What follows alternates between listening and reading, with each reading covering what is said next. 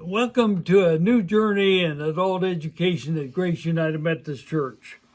We're changing our format. The weekly videos will continue, but as we continue our journey together, we're going to start every week with one of your questions.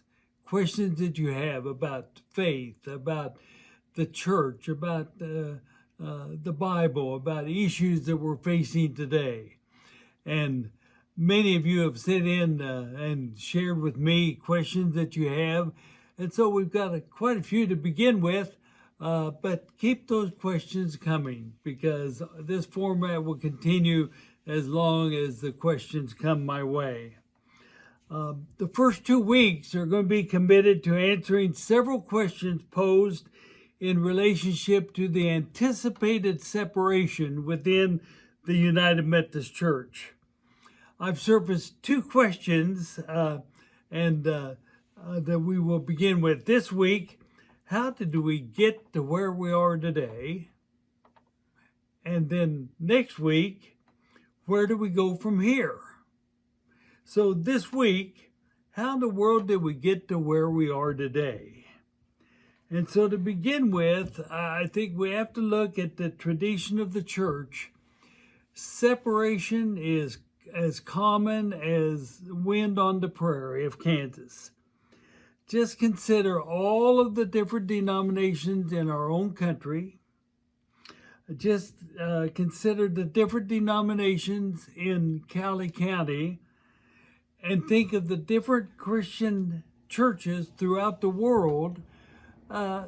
Separation is common and has been with the Christian movement since the beginning. And then we ask the question, well, what does the Bible have to say to this question? And quite frankly, from the biblical perspective, ambiguity is rampant concerning the nature of the Christian community. Books have been written about the images of the church in the New Testament. One book, entitled Images of the Church in the New Testament, the author lists over 30 images of the church in the New Testament.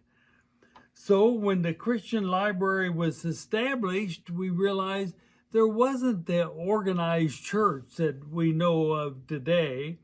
There were followers of Jesus Christ loosely connected to each other, but concerned about telling the story. Organized Christianity came later. And so out of these many images of the church in the New Testament, and all they are is images, there's no architectural plan for the church, how it's going to be organized in the New Testament library. So out of these images, people pick and choose which are most important to them. And so a quick and easy answer to the question, how did the United Methodist Church get to where we are today? It's the same way Christianity has developed over 2,000 years. And indeed, is more interesting when we look at the 238-year history of the Methodist movement and the Methodist Church. Now, we were born in 1784 in the United States, in Baltimore, 8 years after 1776, pretty important date in the history of our nation. Until that date of 1784, the Methodist movement was a part of the Church of England. But then the revolution in the United States took place among the colonies. And the cry of the revolution was, Tory go home, which meant monarchy go home, king go home, England go home. And along with that was the consequence that when Tory went home and England went home, lo and behold, the Church of England went home. And all of a sudden there was a Methodist movement without a parent church. And therefore, the Methodist movement in America became a church in 1784. Our governance in the church was a replica of the United States government. They have Congress, we have the General Conference. The U.S. government has the executive branch, we have the episcopacy. And indeed, the United States has the Supreme Court, and we have the Judicial Council. We patterned ourselves in our birth after the new governance of the country in which we found ourselves in 1784. Now, it's really interesting when you look at our form of governance, because one of the things that happened in this new church being born was that the new church freed itself from doctrinal purity by requiring no allegiance to doctrine as a prerequisite to belonging to the church. There was no prerequisite of doctrine or belief. Believe that Jesus Christ is your Lord and Savior and hold any opinion that you wish.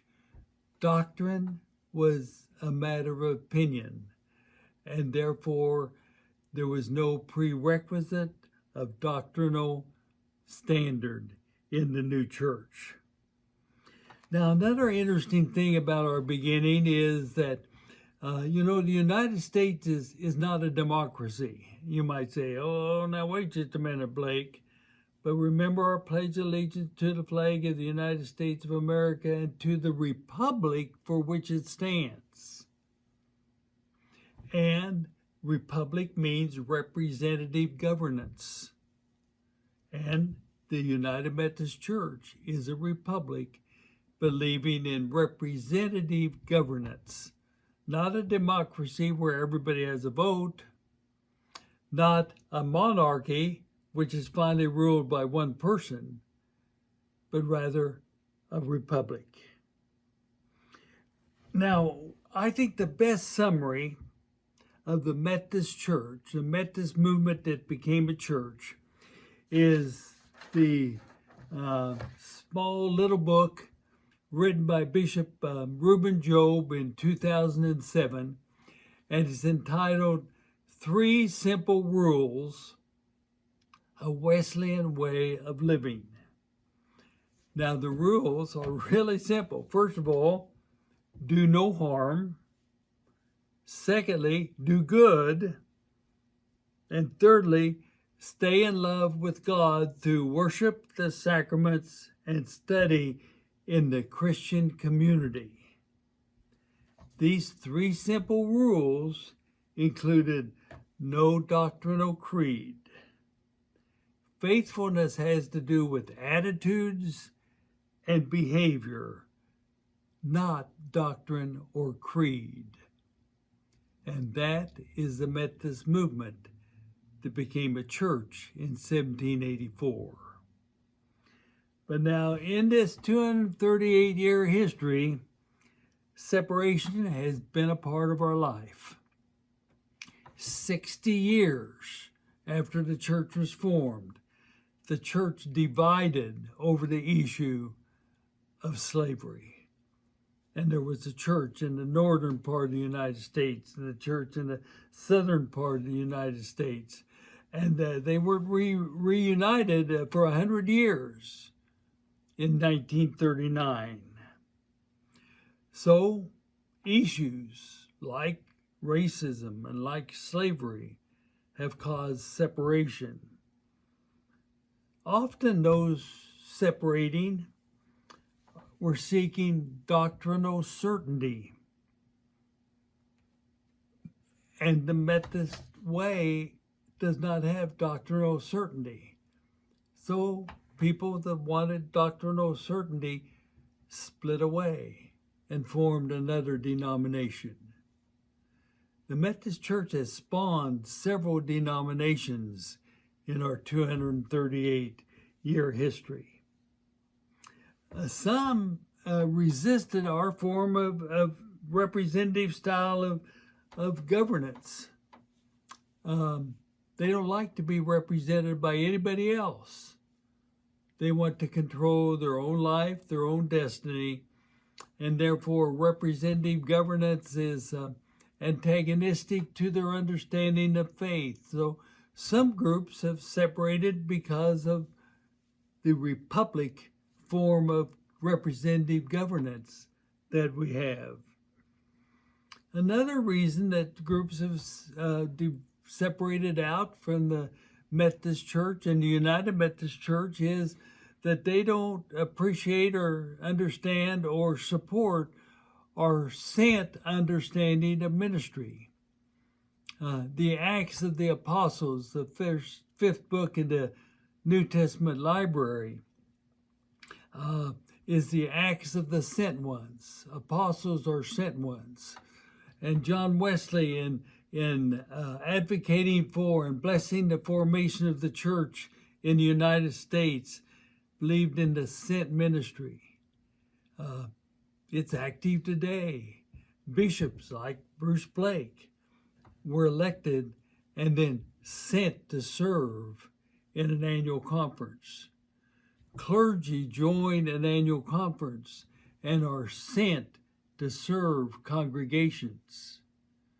Indeed, laity join a local church and are sent into the world to serve. The Methodist movement and the Methodist Church is all about being sent. But quite frankly, some people don't appreciate that. They desire to choose who their leader will be.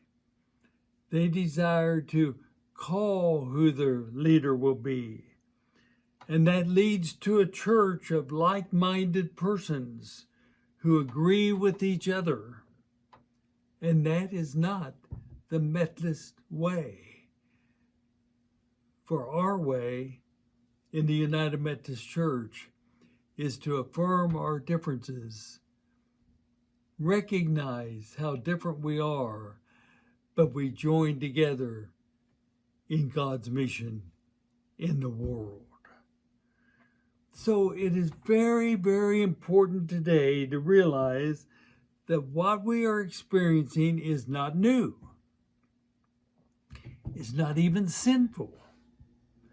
What we are experiencing is that for some persons and groups within the United Methodist Church, the three simple rules are not adequate, in their opinion, to assure faithful following of Jesus, and therefore they choose to go another way. And in answer to your question, how in the world did we get here today? My answer is we're here today because of the Methodist way, because of the United Methodist way of saying the church is about three simple rules. Do no harm, do good, and stay in love with God through worship, study, and the sacraments in Christian community. For some, those are not sufficient, and they choose to go another way. But for those who say these are sufficient, we choose to stay. I really believe that what's at stake today are the three simple rules. So I hope that gives you a feel of how we got to where we are today. And for your thought and our conversation come Sunday, first of all, in light of this summary of Christian and United Methodist Church history, why is separation considered to be a threat to the church or a failure event of the church? Secondly, what is your personal response to whether the three simple rules are adequate for the identity of a Christian church? And finally, what is your response to the following statement? Quote, "The United Methodist Church does not have a corporate brain to do our thinking for us. Individual United Methodists have brains which we encourage them to use." Let's enjoy the journey together. Thank you.